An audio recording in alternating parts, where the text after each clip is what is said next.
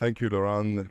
Your Excellencies, distinguished delegates, ladies and gentlemen, it indeed gives me great pleasure to be back here in Paris, in the city that brought the world together around a common vision for real and true climate progress back in 2015, 7 years ago. In fact, that was a moment of historic unity to address a global problem that affects us all, with no exception. But in the years since, it has been very unfortunate that we have seen that spirit of solidarity fall away, and I repeat, very unfortunately. And we have seen the gap widen between North and South, particularly when it comes to climate finance. So allow me to start by first communicating how appreciative we are of the trust that has been given to the United Arab Emirates to host this very important and significant COP28 in 2023. And I must also recognize the leadership of President Emmanuel Macron for bringing the world together again. In fact, taking the bull by the horns and pushing for a new deal to level the financial playing field. We highly appreciate your efforts, sir. It has been clear for some time that there is a mismatch between the size of the climate challenge and the financial resources that are desperately needed to address it. Many voices have raised the alarm, but few have cut through the noise like Mia Mottley.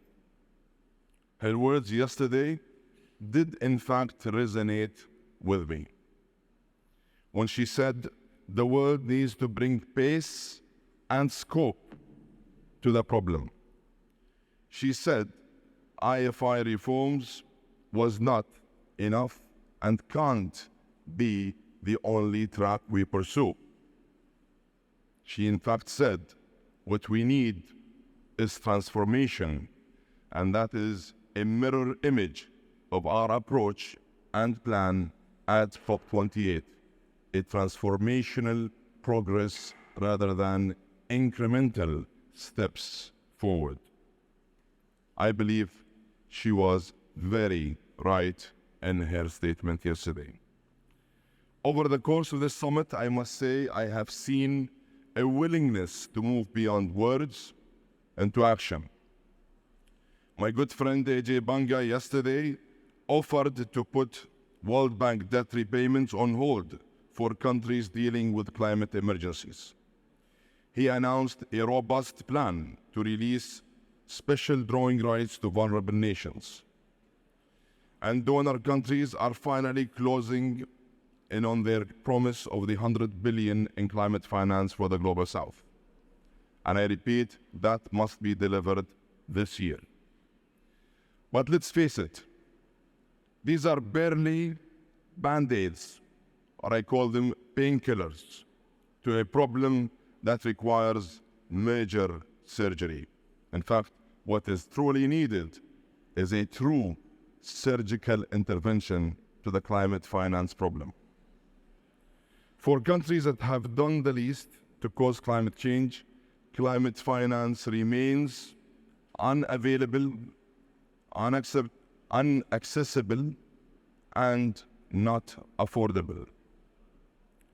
Changing that equation requires trillions in private investment, not just billions in multilateral loans.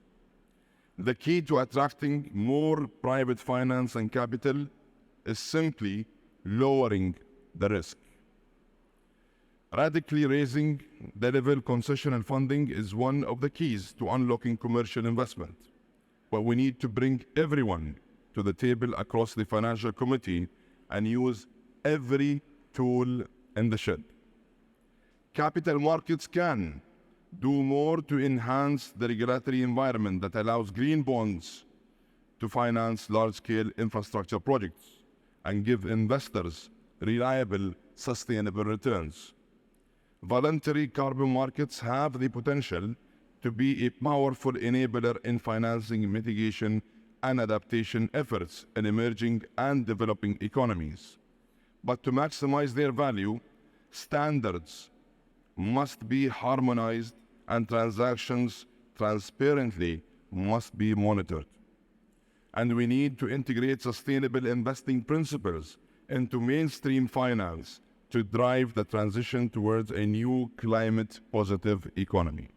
In short, we need to take a comprehensive and a holistic approach to a global challenge.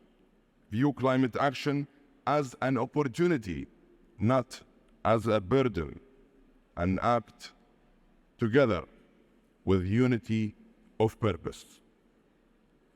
As the United Arab Emirates prepares to host COP28, we do that with humility, a deep sense of responsibility, and a great understanding of how urgent this matter is. And we do that with a mindset centered around inclusivity, and that is going to be our guiding principle. What makes COP28 significant is the fact that we want to build on all the successes of previous COPs, and in particular, the great success and the progress made at COP27 in Egypt and Sharm el-Sheikh. We must build on all of the progress made in the past. But this year, it is the global stocktake, the first assessment whereby we will measure our progress against the Paris Agreement. And I believe everyone have had access to the most recent IPCC report.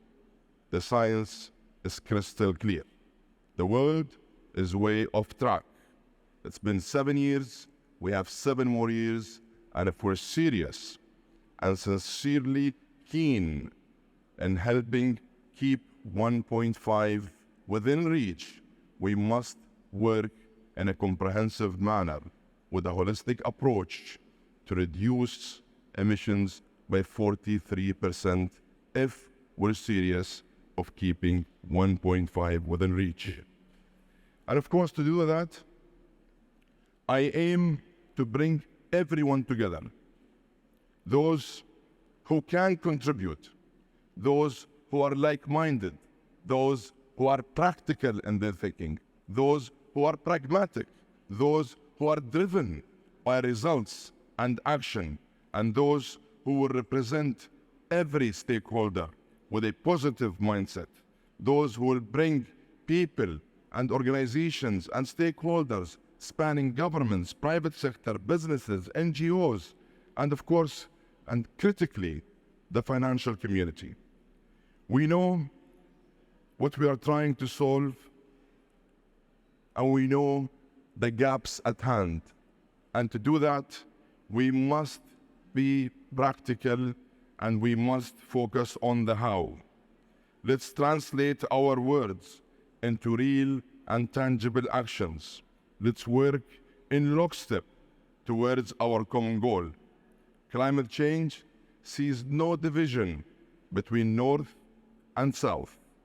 It is a global problem, and it requires a true global solution. It does not discriminate between peoples or countries. It is a global challenge that will require a global response from everyone working together only in unity and solidarity. If we act in true unity, we can apply base and scope to deliver action and hope. I thank you again.